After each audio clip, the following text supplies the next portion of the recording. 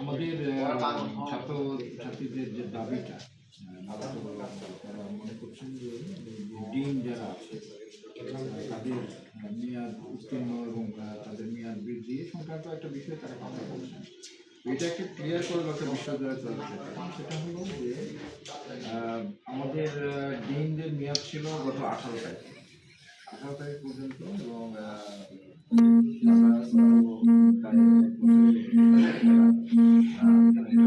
এই কারণে বিশ্ববিদ্যালয়ের প্রশাসন মনে করেছিল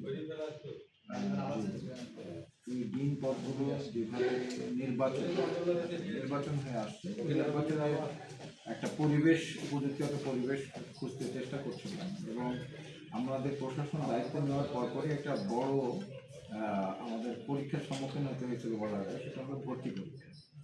এবং আমরা গত বছর প্রথম যে ভর্তি পরীক্ষার সিদ্ধান্ত যে রাজশাহীর বাইরের ক্যাম্পাসে রাজশাহী পরীক্ষা, এইরকম একটা বড় সিদ্ধান্ত, যার ফলে আমরা মনে করেছিলাম যে ডিনদের যেহেতু এরা নির্বাচিত হয়ে আসছেন, একটা প্রতিনিধিত্ব কমপক্ষে আছে, শিক্ষকদের প্রতিনিধিত্ব তারা করছেন, এই জন্য তার মেয়াদ পূর্ণ তারা করছেন।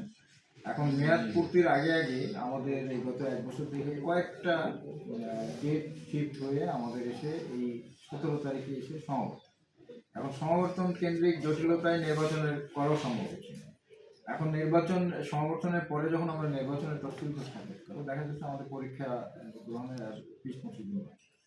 এই জন্যই একদম বিধি অনুযায়ী বিধি ফলো করা হয়েছে এখানে, সেটা হচ্ছে যে ভাইস চ্যান্সেলর স্যার তাদের রুটিন দায়িত্ব কি, একজন ডিন হিসেবে তার ভর্তি পরীক্ষাটা নেওয়া, এটা হলো মূল।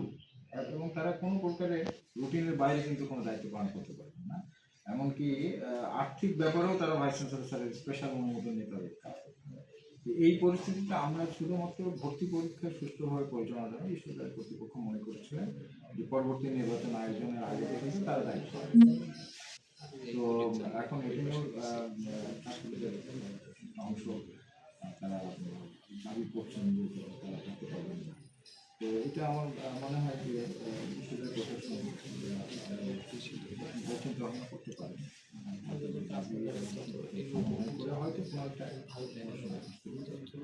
তো দেখা যাচ্ছে যে এটা যে বিষয়টা, এটা ভুল বোঝাবুঝির কোনো সুযোগ নাই যে এখানে আমরা কাউকে বিশেষ সুবিধা বা এরকম কিছু।